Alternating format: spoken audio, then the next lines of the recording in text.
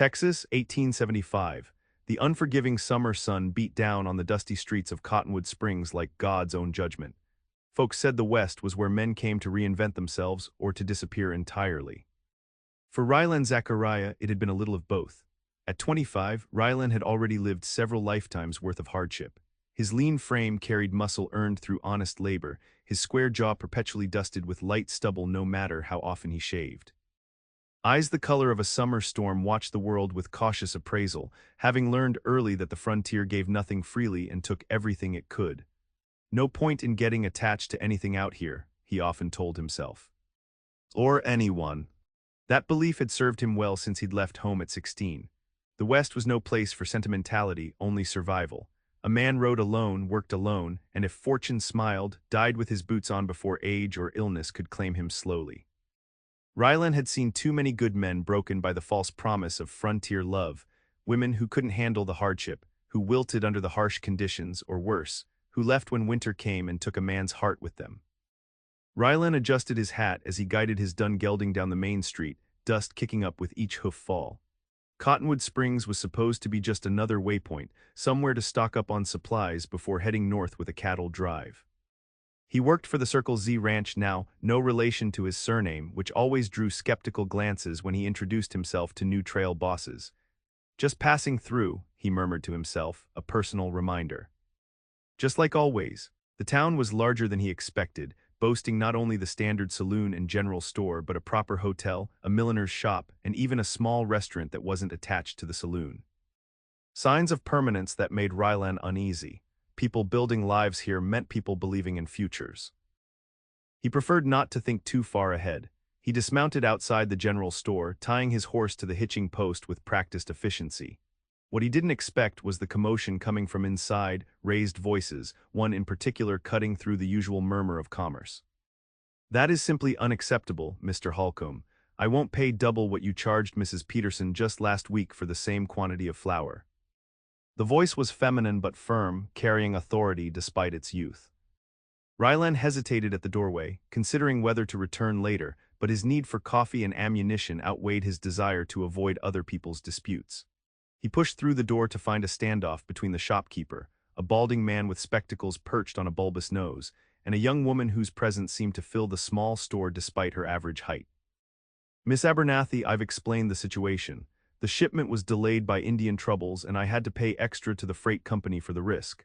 I'm merely passing on my costs," the shopkeeper said, his tone condescending. "Indian troubles?" The young woman placed her hands on her hips. "The Comanche signed the peace treaty last year and there hasn't been a raid reported in 6 months. You're taking advantage of new settlers who don't know any better." Rylan found himself transfixed. The young woman couldn't have been more than 22, dressed in a practical blue calico dress with her sleeves rolled up to her elbows. Her hair, the color of ripe wheat in sunlight, was gathered in a simple braid that hung over one shoulder. But it was her expression that caught him, fierce intelligence in eyes the color of cornflowers, a determined set to her full lips. "Miss Abernathy, perhaps you should leave matters of business to those who understand them," the shopkeeper said with thinning patience. "I understand arithmetic perfectly well, Mr. Holcomb, and I understand extortion when I see it." She pulled a small notebook from her pocket.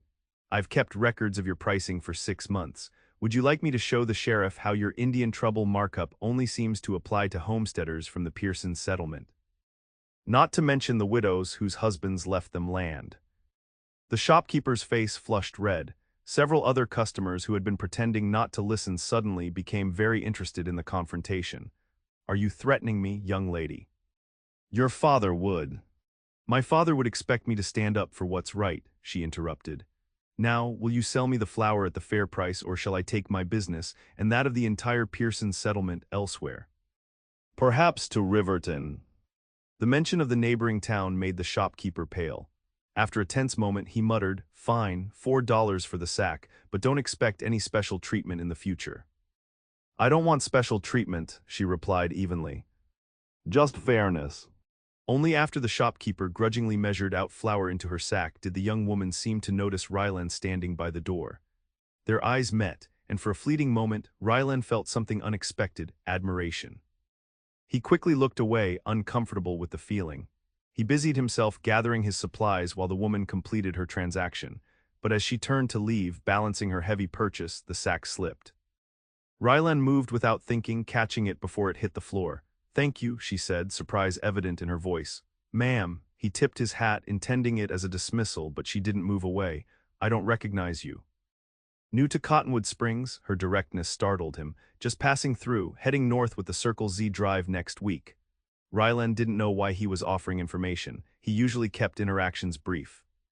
"Amelia Abernathy." She shifted her packages to extend her hand in a decidedly unfeminine gesture. "Most folks call me Amy." After a moment's hesitation, he took it. Her grip was firm, her skin warm despite the calluses that spoke of hard work. "Rylan Zachariah." "Well, Mr. Zachariah, thank you for the assistance." Her smile transformed her face from merely pretty to something that made Rylan's chest tighten inexplicably. "Though I suspect you'll be hearing plenty about me from Mr. Holcomb and his friends if you spend any time in town. I'm what they call troublesome." Before Rylan could respond, she was gone, the bell above the door jingling in her wake. He found himself staring after her, wondering what kind of woman stood up to a town merchant without fear. "That one's got a heart too big for her own good," the shopkeeper muttered, breaking into Rylan's thoughts. "Always fighting other people's battles, going to end up alone if she doesn't learn her place." Rylan said nothing, completing his purchases in silence. But as he mounted his horse to return to the ranch, he found himself thinking about Amelia Abernathy and her too big heart, wondering what battles she thought worth fighting in a world as unforgiving as the frontier. "Just passing through," he reminded himself firmly, turning his horse toward the ranch. No matter how intriguing a wheat-haired woman with fire in her eyes might be. The Circle Z ranch hands were gathered around the cookfare when Rylan returned, the smell of beans and coffee hanging in the air as the day cooled toward evening. He delivered the supplies to the cook, a grizzled old-timer named Porter who claimed to have been cooking on cattle drives since before Texas was a state. "Took you long enough," Porter grumbled, rifling through the packages. "Thought maybe you found something worth staying in town for." Something in the old man's tone made Rylan glance up sharply. "Town's same as any other." "Sure it is," Porter snorted. "That's why you're wearing that look I've seen on too many cowboys who just met Amelia Abernathy." Rylan stiffened. "Don't know what you're talking about." "Course not," Porter chuckled, turning back to his cookpot. "Just don't say nobody warned you. That girl's been turning heads since she was 16, but she ain't the kind to settle for just any cowpoke passing through." "I'm not interested," Rylan said flatly, but something prickled at his curiosity. "What's her story anyway? Seems young to be making purchases for a settlement." Porter gave him a knowing look that Rylan chose to ignore. Her pa was one of the founders of the Pearson settlement, bunch of families that came west together after the war. Good man, doctor by training, died of pneumonia 2 winters back. Her ma passed when she was just a little thing. Instead of heading back east like everyone expected, Miss Amelia took over managing her pa's affairs. "What affairs would those be?" "Well, seems the doc was something of an investor. Helped fund several of the homesteads out at Pearson. Most of them are widows or families that lost their men. Miss Amelia looks after their interests in town, makes sure they're not getting cheated." Porter stirred his beans thoughtfully. "Town folk call her troublesome because she won't be cowed, but those settlers think she hung the moon." Rylan processed this information silently. A young woman, alone on the frontier, fighting for others instead of simply surviving herself. It contradicted everything he believed about life out west. "Fool woman's going to get herself hurt," he finally said. "Frontier's no place for crusaders." "Maybe," Porter shrugged, "or maybe she's exactly what this place needs. Either way, she sure leaves an impression on every unattached male that rides through. Though most don't get far, she's got standards higher than heaven, that one." "Good thing I'll be gone with the herd in a week then," Rylan said dismissively, ignoring the inexplicable disappointment that rose at his own words. The next few days passed in the rhythm of ranch work, mending fences, checking the herd, preparing for the long drive north. Rylan kept to himself as usual, preferring solitude to the raucous card games and stories shared by the other hands. But on the 4th day, the trail boss, McCready, called him to the main house. "Got a job for you, Zachariah," McCready said without preamble. "Need you to escort the supplies wagon to Pearson's settlement tomorrow. Our regular man's down with a broken ankle." Rylan frowned. "Why are we sending supplies to Pearson?" Part of our arrangement with the landowners, we graze our cattle on some of their outlying fields before the drive, and in exchange, we help with supplies they can't easily get themselves. McCready gave him an assessing look. Problem? No, sir. Rylan knew better than to refuse a direct order, but something about returning to the vicinity of Amelia Abernathy made him uneasy. I'll head out at first light. The wagon was loaded before dawn, bags of flour and sugar, coffee, ammunition, tools, even some cloth and medicines. Rylan checked the team of horses with methodical care, his mind still troubled by the assignment. He told himself it was the delay to his usual routine that bothered him, nothing more. The journey to Pearson's settlement took most of the morning, the wagon creaking along rutted trails that couldn't properly be called roads. As he crested the final hill, Rylan was surprised by what he saw, not the ramshackle collection of desperate homesteads he'd expected, but a small, organized community. A dozen cabins arranged around a central clearing, small gardens visible beside each one, a larger building that might serve as a meeting hall, and even the beginnings of a schoolhouse under construction. People noticed his approach quickly. A few men paused in their work, one reaching for a rifle before recognizing the Circle Z brand on the wagon. Children ran alongside as he guided the team into the center of the settlement, their excited voices a sharp contrast to the silence of the range. "That'll be the Circle Z delivery," a woman's voice called, and Rylan's head turned automatically toward the sound. Amelia Abernathy emerged from one of the cabins, wiping her hands on an apron tied over a simpler dress than he'd seen her in before. Her hair was braided again, but looser tendrils framed her face, giving her a softer appearance than during their confrontation in the store. The sight of her made Rylan's mouth unexpectedly dry. "Mr. Zachariah," she said, recognition and surprise mingling in her expression as she approached the wagon. "I didn't expect to see you again so soon." "Miss Abernathy." He tipped his hat, grateful for the ingrained courtesy that hid his own surprise. "I'm delivering supplies on behalf of the Circle Z." "Of course," she smiled, transforming her face in that way that had haunted his thoughts. "We're grateful for the delivery. Usually it's Mr. Simmons who comes. He's laid up with a broken ankle. Nothing too serious, I hope." Her genuine concern for a man she likely barely knew caught Rylan off guard. "He'll mend."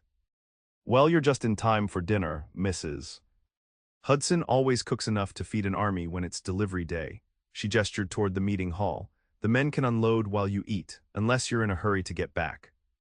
Rylan knew he should refuse. The sensible course would be to unload the supplies himself, turn the wagon around, and return to the ranch without delay. But something about Amelia Abernathy made sensible thoughts evaporate like morning dew. "I suppose I could stay for a meal," he heard himself say. Her smile widened. "Excellent, I have some questions about the cattle drive anyway. We've been considering investing in a small herd ourselves." Before Rylan could process that statement, he found himself being led toward the meeting hall, which apparently doubled as a communal dining area. Inside, long tables were already set with mismatched plates and utensils. Women moved efficiently between a large cookstove and the tables, while children darted underfoot, tasked with carrying less breakable items. What struck Rylan most, however, was the atmosphere. Despite the obvious signs of frontier hardship, the patched clothes, the careful conservation of resources, there was a sense of community here that he'd rarely encountered in his wanderings. "Everyone shares the noon meal," Amelia explained, noticing his observation. "It saves resources and gives us all a chance to discuss settlement business." "It's organized," Rylan said, unable to find a better word. Amelia laughed, the sound warm and uninhibited. "That's my doing, I'm afraid. Father always said I had an excessive fondness for systems and order. He claimed I reorganized his medical supplies when I was just 4 years old." "Your father was the settlement doctor?" Rylan asked, remembering Porter's information. A shadow passed over her face. "Yes, we lost him 2 winters ago." "I heard, I'm sorry." She studied him for a moment. "You've been asking about me, Mr. Zachariah." Heat rose to Rylan's face, and he was grateful for his hat brim. "The cook mentioned you when I returned from town, said you looked after the settlement's interests." "Porter," she smiled again. He would know, he's sweet on Mrs. Hudson, though he'd never admit it. Before Rylan could respond to this unexpected revelation, a bell rang, and people began taking seats at the tables. Amelia guided him to a place near the head of the main table. Everyone, she called, her voice carrying easily over the assembled group. This is Mr. Rylan Zachariah from the Circle Z, bringing our monthly delivery. Please make him welcome.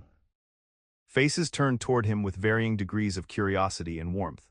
Rylan, uncomfortable with the attention, simply nodded. The meal was simple but better than ranch fare, stew thick with vegetables, fresh-baked bread, and even preserved peaches for dessert.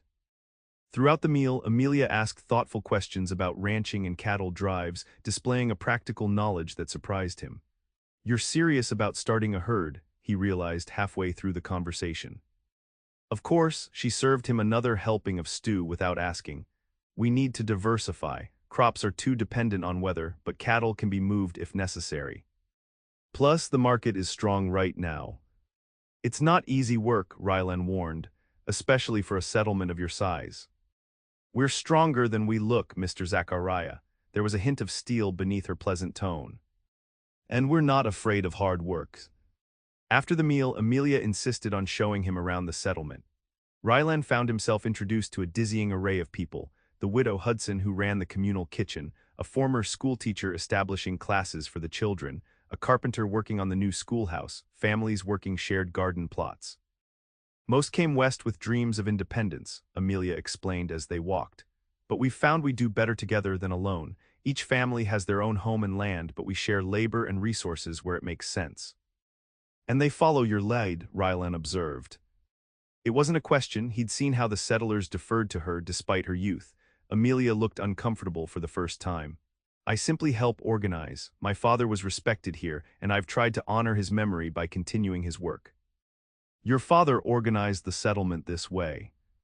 "Not exactly." She stopped walking, gazing out over the collection of cabins.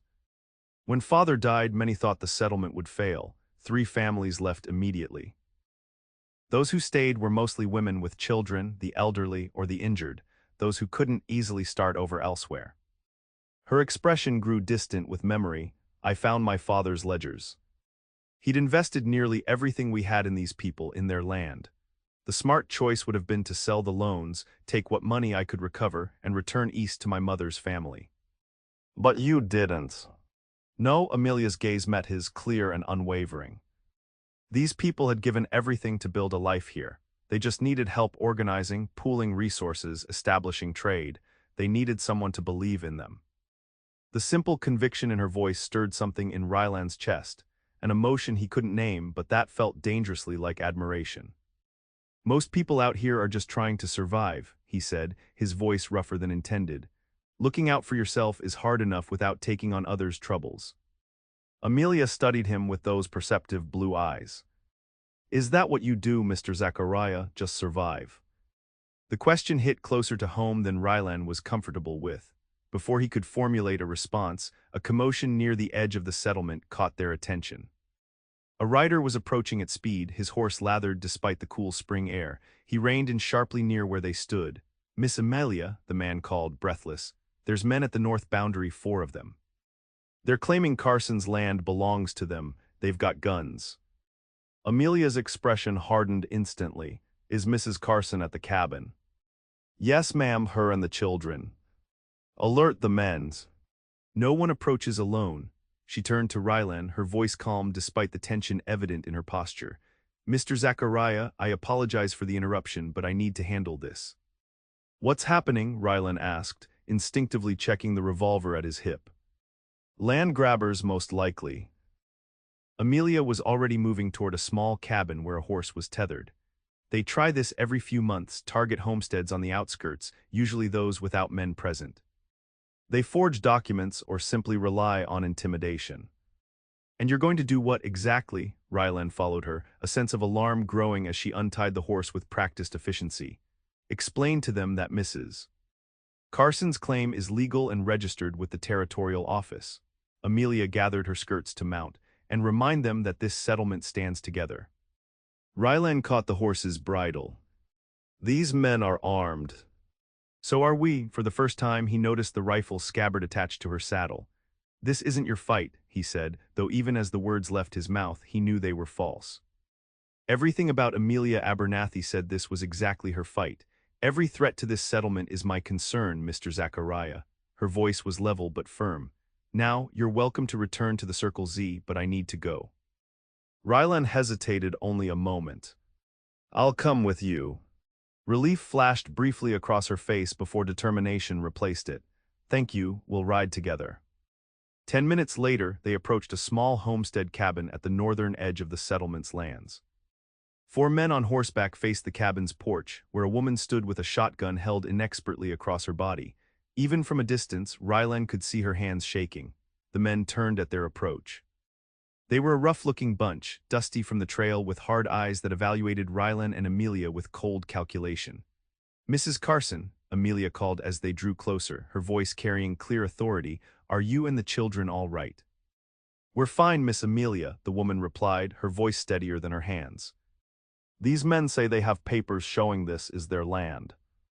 That's a lie, Amelia said calmly, halting her horse a prudent distance from the men. Mrs. Carson's husband filed a legal claim 2 years ago. I have copies of the documents at my cabin. The apparent leader of the group, a man with a scar bisecting his left eyebrow, sneered. And who might you be, little lady? Amelia Abernathy, administrator for the Pearson settlement. She sat straight in her saddle, unintimidated by the man's size or tone. And this land is part of our community. The man laughed, a harsh sound without humor. Administrator, that's a fancy title for a girl playing at business. He turned to his companions. Told you boys this would be easy pickings. Settlement run by a woman. Rylan felt tension coil in his muscles at the man's dismissive tone. He shifted slightly, making sure his revolver was accessible. Mrs. Carson has a legal claim, Amelia repeated firmly. And she's not alone, the settlement protects its own. Is that so? The scarred man's hand moved casually toward his holster. And who's going to do the protecting? You and your pet cowboy here. Rylan's instincts screamed danger. These men hadn't come to negotiate, they'd come to intimidate and take what they wanted, and they weren't expecting resistance. I suggest you move on, Rylan said, his voice level but hard. This land is claimed and occupied legally. The leader's eyes narrowed as he assessed Rylan more carefully. This ain't your business, cowboy. Actually, the Circle Z has grazing arrangements with the Pearson settlement, Rylan improvised smoothly. So their business is our business, and Mr. McCready doesn't take kindly to people interfering with his arrangements.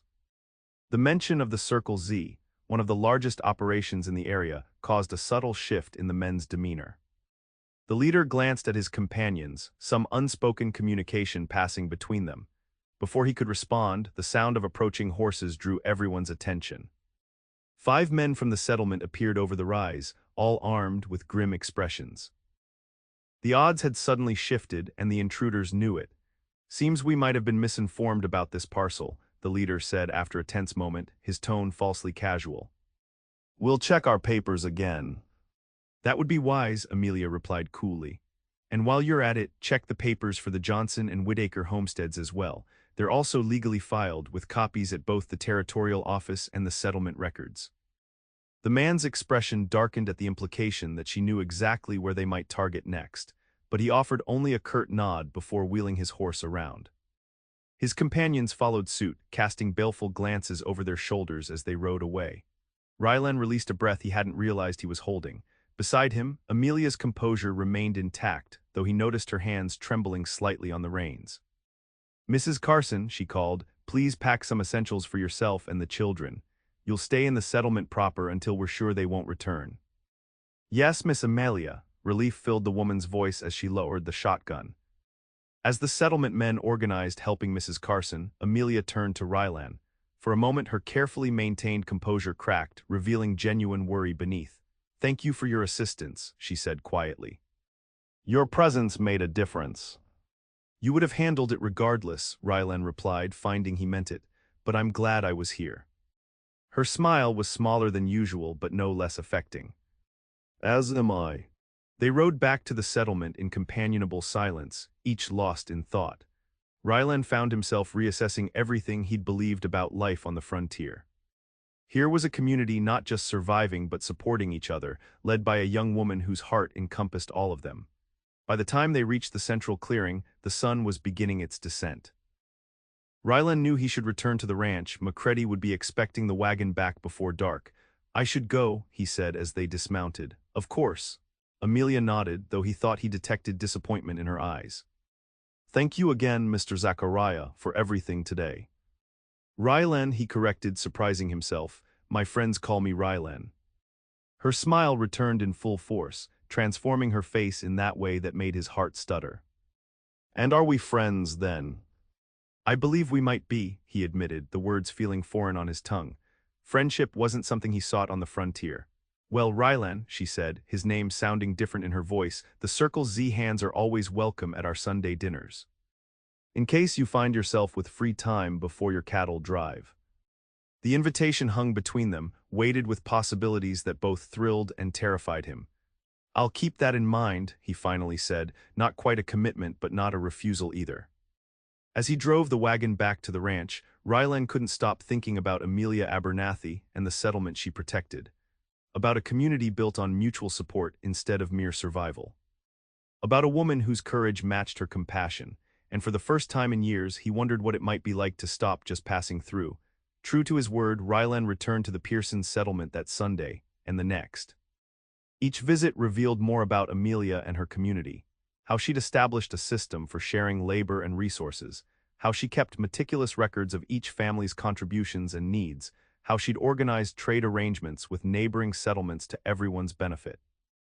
But it was Amelia herself who fascinated him most, her quick mind and practical approach to problems, her unwavering belief that people were stronger together than apart.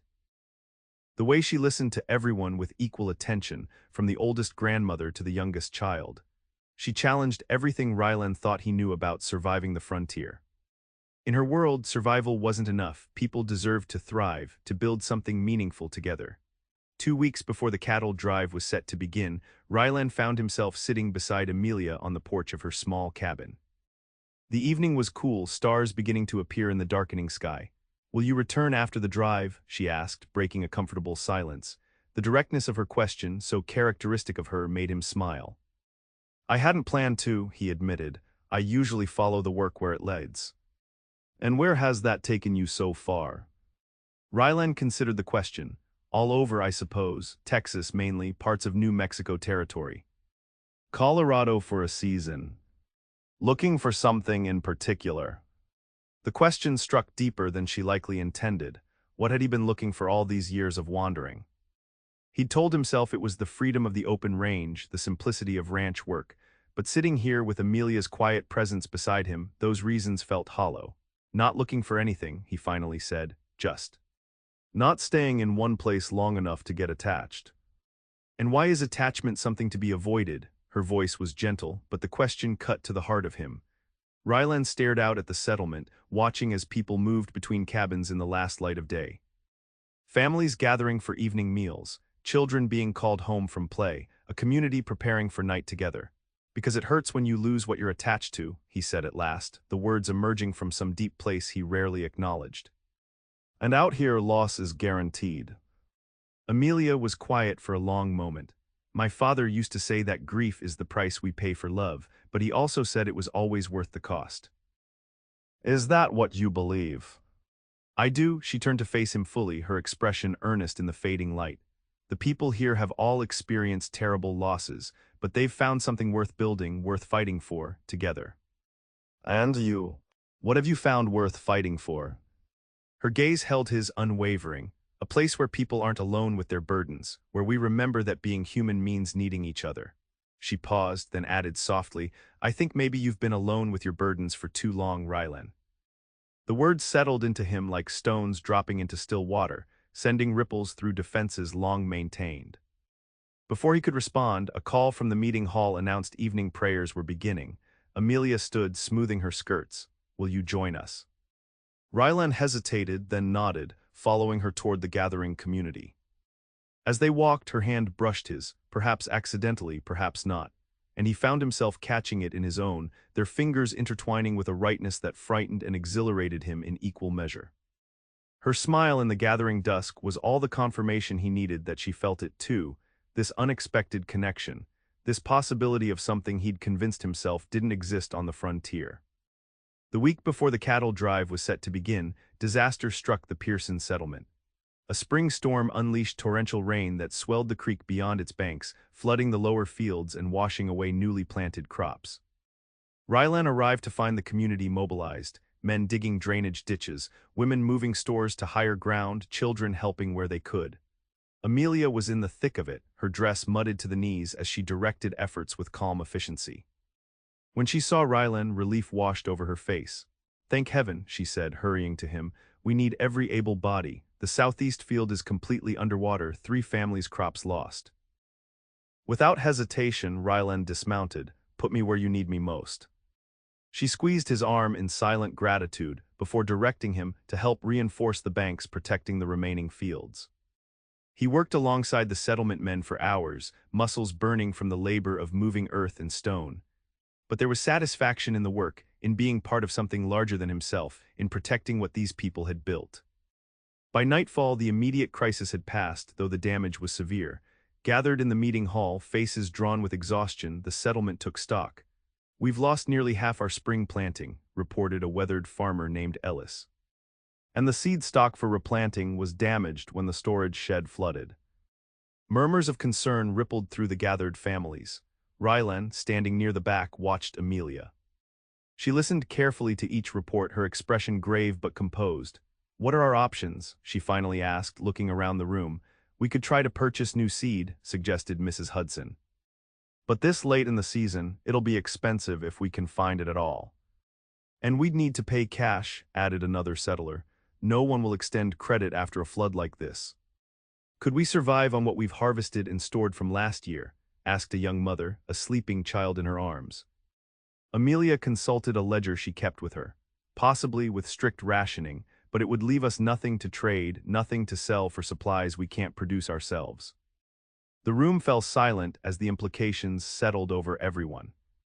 Rylan felt the weight of their worry, saw it in the slumped shoulders and worried exchanges of glances. These people had worked so hard, had built something meaningful together. To see it threatened by one night of bad weather seemed cruelly unfair. An idea formed in his mind, risky, perhaps foolish, but possible. "Miss Abernathy," he said, stepping forward. All eyes turned to him, some surprised that the quiet cowboy would speak in their meeting. "What if you had cattle to sell?" Amelia looked at him with confusion. "We have no cattle, Mr. Zachariah. Just the milk cows." "The Circle Z is driving 300 head north next week," Rylan continued. "Headed for the railroad at Fort Worth. Beef prices are high right now." "We're aware," said Ellis with a touch of impatience. "But we can hardly buy cattle when we can't afford seed." "Not buy," Rylan clarified. "Invest. The Circle Z sells on commission for other ranchers sometimes, smaller operations that can't make the drive themselves." He turned to Amelia. "You mentioned the settlement had some funds set aside for emergencies. What if you used that to purchase, say, 20 head from the Circle Z herd? I could convince McCready to sell them to you at cost. We drive them north with the rest, sell them at market rate, and return with your profits." A buzz of conversation erupted as the settlers considered the proposal. Amelia's eyes never left Rylan's face, her expression shifting from surprise to thoughtful consideration. "That would require a great deal of trust," she finally said. "How would we know the cattle were sold fairly, or that the money would return?" "You wouldn't," Rylan admitted, "except that I give you my word." The simplicity of his answer silenced the room. Amelia studied him for a long moment, something unreadable in her expression. "And would you be returning with our profits, Mr. Zachariah, or would you send them with another hand?" The question carried weight beyond the practical matter at hand. Rylan was acutely aware of every eye upon him, but only Amelia's gaze mattered. "I would return personally," he said, the words a commitment he hadn't planned to make but found he wanted to honor. "You have my word on that as well." Amelia nodded slowly. "The emergency fund contains $200. Would that be sufficient for 20 head?" "It would," Rylan confirmed. "I'll speak to McCready tomorrow." "Then I believe we have a solution," Amelia announced to the room, "if there are no objections." There were none. As the meeting disbanded, the mood had shifted from despair to cautious hope. Rylan found himself the recipient of grateful handshakes and claps on the shoulder, expressions of trust that humbled him. When only he and Amelia remained in the meeting hall, she approached him, her expression serious. "That was a generous offer, Rylan, but I need to ask why. Why risk your standing with the Circle Z for us? Rylan considered how to answer.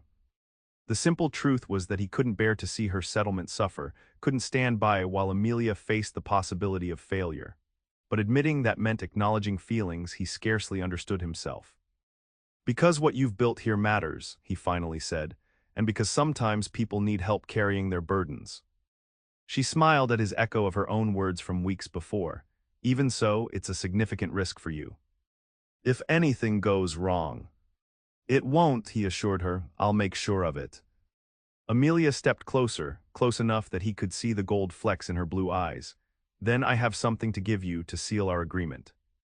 Before Rylan could respond, she rose on tiptoe and pressed her lips gently to his. The kiss was brief but unmistakably intentional, carrying a promise that made his heart race. For luck, she whispered as she drew back, a blush coloring her cheeks, and as a reason to return. The cattle drive north was the hardest Rylan had ever endured, not because the conditions were worse than usual, but because for the first time, he found himself counting the days until he could return south. His thoughts constantly drifted to Amelia and the Pearson settlement, wondering how they were faring with the replanting, if they'd managed to salvage more than expected. Macready had agreed to the arrangement, albeit with some skepticism. Never took you for the settling kind, Zachariah, he'd commented when Rylan proposed the deal. I'm not settling, Rylan had insisted, though the words felt less certain than before, just helping neighbors in need. If you say so, Macready's knowing smile had suggested he thought otherwise. The 20 head designated for the Pearson settlement were sold at excellent prices, as beef demand was even higher than anticipated. Rylan personally handled the transactions, ensuring they received top dollar. By the time the drive concluded, the settlement's investment had nearly tripled, more than enough to purchase seed and have capital remaining for their cattle herd aspirations. On the journey back to Texas, Rylan found himself making plans he'd never considered before. The Circle Z would need fewer hands during the winter months. Perhaps he could find work closer to Pearson. Or maybe the settlement itself might need someone with ranching knowledge if they pursued their cattle ambitions. For the first time since he'd left home at 16, Rylan was thinking about staying somewhere. About building something lasting instead of just passing through. The thought terrified him almost as much as it exhilarated him. Rylan returned to the Pearson settlement on a golden afternoon in late summer, a canvas bag of money secured inside his saddlebags, and a future he couldn't quite articulate taking shape in his mind. Children spotted him first, running ahead with excited shouts to announce his arrival. By the time he reached the central clearing, a small crowd had gathered. Faces that had become familiar over his visits greeted him with smiles and waves. But it was Amelia he sought in the assembly, his eyes scanning for her wheat-colored hair and blue dress. She emerged from her cabin as he dismounted, and the sight of her made his carefully prepared speech vanish from his mind. She looked tired but happy, her face slightly tanned from summer work, her hair escaping its braid in wispy tendrils. Mr. Zachariah, she called, her formal address belied by the warmth in her voice. Welcome back. Miss Abernathy, he tipped his hat, suddenly awkward despite the weeks he'd spent imagining this moment. I've brought your investment returns. A cheer went up from the gathered settlers. Rylan reached into his saddlebag and withdrew the canvas bag, offering it to Amelia with as much ceremony as his dusty, trail-worn appearance allowed. $573, he announced. Beef prices were better than expected. Amelia's eyes widened as she accepted the bag, its weight substantial in her hands. That's remarkable, Rylan, nearly 3 times our investment. The settlement's share of 20 prime Texas Longhorns, Rylan confirmed. Sold at auction in Fort Worth to the highest bidders. Another cheer erupted, followed by calls for a celebration. Mrs. Hudson immediately began organizing an impromptu feast, dispatching children to notify those working in the fields. The atmosphere of jubilation was infectious, and Rylan found himself swept into the heart of the community's relief and gratitude. It was hours before he and Amelia found a moment alone. The sun was setting, painting the settlement in warm, golden light as they walked toward the creek that had caused such devastation months earlier. Now tamed back to its banks, it burbled peacefully through the landscape. You've saved us, Amelia said quietly. This money means we can establish a proper seed reserve, finish the schoolhouse, maybe even begin a small herd of our own next spring. The money would have meant nothing if you hadn't already built something worth saving, Rylan replied. This settlement, what you've created here, it's remarkable, Amelia. She smiled at his use of her first name, something he'd only done a handful of times. It's not just my creation, it belongs to all of us. They reached the creek bank and stopped, watching the water flow past. Rylan gathered his courage, knowing this moment would define whatever came next. I've been thinking, he began, his voice rougher than intended. The Circle Z won't need as many hands through winter, and if the settlement is considering starting a herd, you might need someone with experience. Amelia turned to face him fully, her expression carefully composed. Are you offering your services, Mr. Zachariah? I'm offering more than that, he said, the words coming easier now that he'd begun. I'm offering to stay if you'll have me. Stay for the winter, her tone was neutral, giving nothing away. To start with, Rylan took a deep breath, but I find myself thinking longer term these days. A smile began to form at the corners of her mouth. That's quite a change for a man who was just passing through. I've had cause to reconsider some of my beliefs, he admitted. About the frontier, about what's possible here. And what conclusions have you reached? Rylan looked out over the settlement, the cabins with smoke curling from chimneys, the fields partially recovered from the flood, the half-built schoolhouse that represented hope for the future. Then he looked at Amelia, whose courage and compassion had challenged everything he thought he knew about surviving in the West. That maybe the frontier isn't just a place to endure alone, he said softly. Maybe it's a place where people can build something together, something worth fighting for. Amelia's composure finally broke, her smile blooming full and radiant. That sounds remarkably similar to what I've been saying all along. You might have mentioned it once or twice, Rylan conceded with a smile of his own. Hesitantly, he reached for her hand, relieved when she met him halfway, their fingers intertwining as they had that evening weeks ago. I'm a slow learner, but I get there eventually. So it seems, Amelia's eyes shone with emotion in the fading light.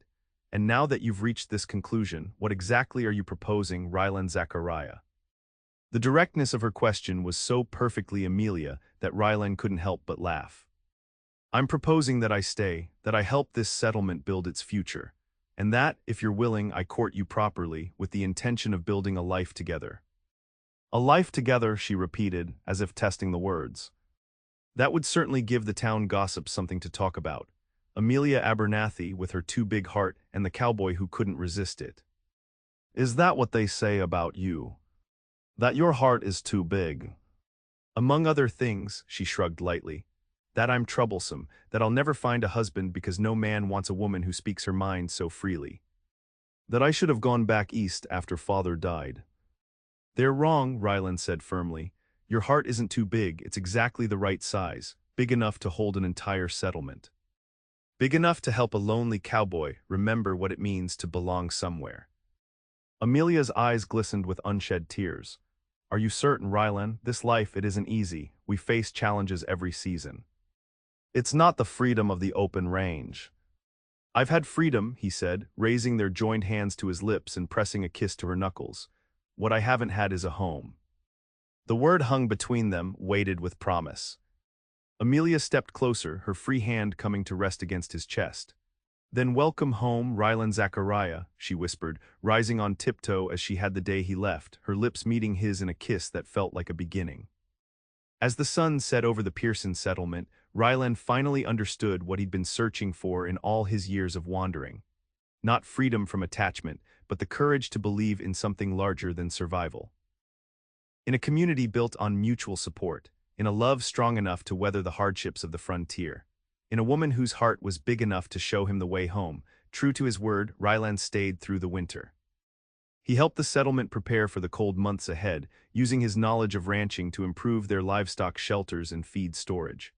When spring came, he guided them in selecting their first small herd, 15 head purchased with part of the profits he'd brought back. The courtship progressed with the changing seasons. Rylan found in Amelia a partner who challenged and supported him in equal measure. Her practical intelligence complemented his hands-on experience. Her unwavering optimism balanced his cautious pragmatism. And her courage in facing the frontier's hardships with compassion rather than hardening herself against them continuously inspired him. By the following autumn, with the settlement's blessing, they married beneath the spreading branches of the cottonwood tree that gave the nearby town its name. The ceremony united not just two people, but symbolized the joining of Rylan to the community that had become his home. As they spoke their vows before the assembled settlement, Rylan reflected on the journey that had brought him here, from a solitary rider just passing through to a man with roots, responsibilities, and relationships he cherished. "I take you, Amelia, as my wife," he said, his voice steady despite the emotion behind the words. "To build a life with, to face whatever comes together, and to remind me daily that the greatest strength on this frontier is not found in standing alone, but in standing together." Amelia's answering smile was radiant. "I take you, Rylan, as my husband, to build our future with, to face each day's challenges beside, and to remind me that even hearts some call too big find their perfect match eventually." 3 years later, the Pearson settlement had grown into a proper town, with Rylan and Amelia Zachariah at its heart. Their cattle operation, though modest by Texas standards, provided stability for the community. The schoolhouse was completed, a small church raised beside it. New families had joined, drawn by tales of a settlement where people thrived through cooperation rather than mere survival. And in the Zachariah home, a new generation had begun. Their daughter, barely a year old, had her mother's wheat-colored hair and her father's storm-gray eyes. She tottered around their cabin on unsteady legs, exploring her world with fearless curiosity. "She has your heart," Rylan often told Amelia as they watched their daughter's generous nature emerge, sharing her toys with other children, offering comfort to anyone who seemed sad. "And your courage," Amelia would reply, noting how the child tackled any obstacle with determination, refusing to be deterred by initial failures. Together, they built the life neither had quite dared to imagine before finding each other. A life where the harsh realities of the frontier were faced not alone, but hand in hand. Where challenges were shared and joys multiplied. Where a community flourished because people believed in something larger than individual survival. And at the center of it all was the love between a cowboy who had learned to stop passing through and a woman whose heart, far from being too big, had proven to be exactly what the frontier needed.